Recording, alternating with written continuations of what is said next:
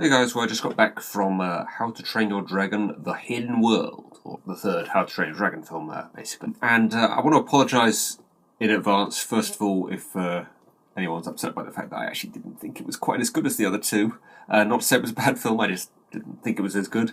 And also the fact that in this film with like dozens of characters, the only ones off the top of my head that I can actually remember the names of are Hiccup, Toothless and Astrid. I cannot be bothered just going constantly consulting the cast list or something to try and find out the names of characters. It's just, I cannot remember them. Sorry, so I'm just going to have to sort of describe characters when I talk about them. But basically, yeah, good film. Not quite as good as the other two, I didn't think, and really was disappointed. I thought this was going to be another one of those, go down as one of the all-time great trilogies, because, like, the first How to Train Your Dragon, I thought when I heard the premise, and even when I saw the trailers, and even just the first time watching the film, I thought to myself, yeah, it's good. It's not, like, outstanding or anything, but it was after, like, rewatching it and talking about it with other people, I thought to myself, yeah, it's more of a sort of standard kind of story, but the way it presents that story is so good in terms of visuals, the characters, and the more sort of original, sort of slightly newer kind of twist to it, especially with the characters of Toothless and Astrid, I thought. And then the second one, they just go all out there on, like,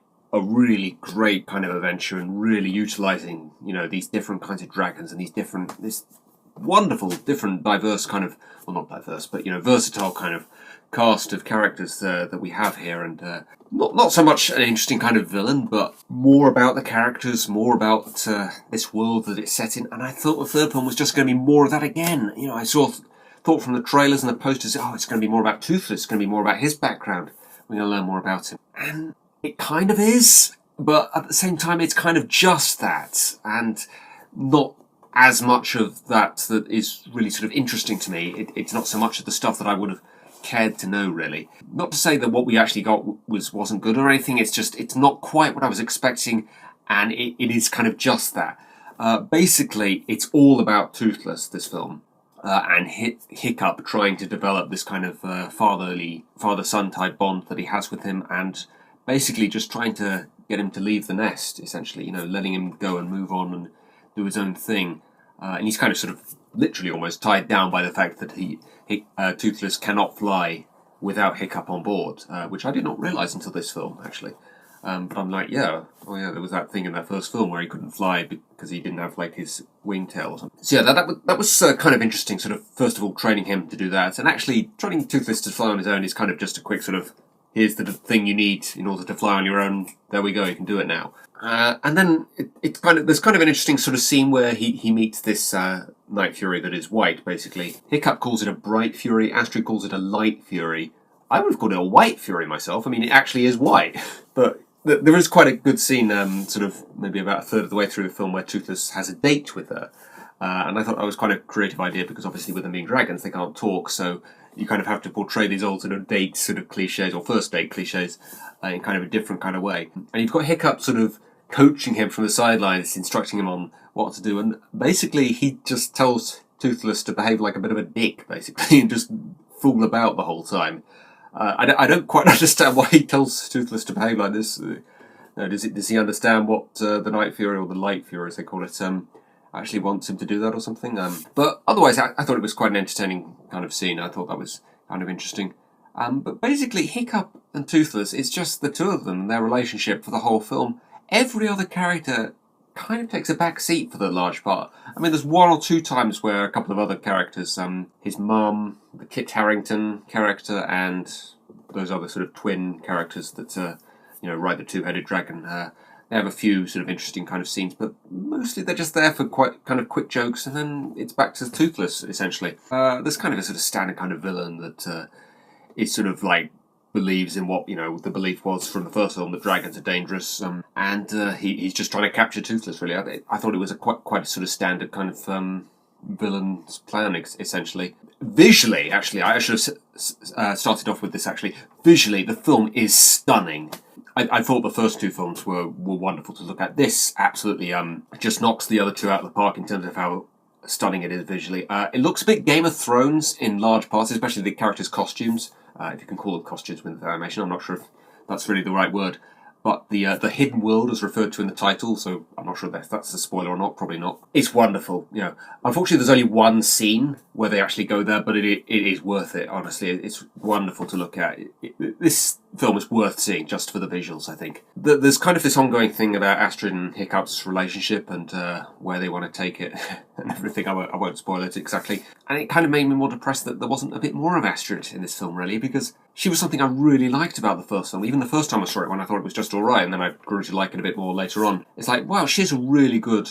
sort of, I wasn't even sure she was going to be a love interest at first, because of the way that she's portrayed as more of a tomboy and more just sort of psychic and sort of kind of helping them out. And I thought, mate, I can't even remember really if there was anything with her in the second film or not. I don't think there was really, and there's even less of her in this one. And she's Adrian in the Rocky films, basically. She's just sort of giving little motivational speeches to Hiccup the whole time, and not really doing much beyond that, I would say. I quite like the sort of redesigns of some of the characters to try and make them look a little bit older. I mean, they just sort of look bigger in a way, and I suppose they've done a little bit to their faces to make them look slightly older. Certainly there's a scene near the end where they definitely tried to make them look noticeably older, and it kind of works. I mean, obviously with them being CGI cartoonish characters, it's difficult to know how to make them look older, but still them obviously be the same person. But I feel like they've just given them bigger bodies, mostly, when I look at them. It's kind of like the ending of the last Harry Potter film. They're still kids when I look at their faces. There's a couple of really funny scenes, like I talked about Toothless's date. There's another one where there's a character in a jail cell that is just really funny. Or there's a little bit at the end of that scene which telegraphs something that happens later that I would have liked to have not known that until later, really, to be honest. So that annoyed me. But yeah, there's a lot of kind of funny scenes. Like I said, Astrid taking a backseat kind of annoyed me. Was really disappointed with how downplayed the mother was. Again, cannot remember her name. But yeah, I'd like to see more of her, because, you know, we got to know the dad in like the first two films, and then of course he dies at the end, which I thought was quite a sort of gutsy sort of move. I did not expect that. I thought the mother was going to die at the end of the second film. But no, they throw us a bit of a curveball and have the dad die, and I thought, oh wow, so we're going to know more about the mum. You know, she's going to be like the parental figure that sort of advises Toothless during the third film. No, she's not really sort of in it very much. She has like one or two sort of interesting kind of lines. She sort of is going off and doing other things every now and again. Yeah, there's not a huge amount with her. We don't really learn anything new about her, you know. Astrid sort of really takes the role that I was expecting her to take, to be honest. And like I said, even from her, she was more downplayed than I would have liked her to have been. The Light Fury, you know, obviously with her being a dragon, you know, who can't speak, you know, you don't expect a ton of character from her. There's a neat little callback to the first film, you know, a scene between Toothless and Hiccup from the first film where they sort of bond for the first time, and in this scene it's her and Toothless bonding, which I thought was really cool. So yeah, there is definitely a lot of good stuff in here, but it's more just sort of this scene, that was good, this scene was good. Just looking at it overall, I feel like it could have been a bit more interesting. I like the fact that a human is the bad guy once again. That is my one major gripe with the first film, I thought. The whole message with the film is that dragons aren't as dangerous as we thought, and they're actually good-natured creatures, you know, they're just misunderstood. And then the villain is a dragon. Just goes against the film's whole message. I do like that the villain is a human once again in this, but again, kind of just a sort of bland, we need to do away with these... dangerous creatures, or we need to capture them, rather. I think it's more what he's trying to do. The way he's done in at the end is a little bit cliched as well, a little bit predictable. And even the way that the heroes triumph during that same scene, I thought was a little bit kind of, that's very by the numbers, the way that that's happened there. It again follows a similar format to the first film in that it's a story that we've heard before, but the first film I thought did it in a very original kind of way. This film didn't to me.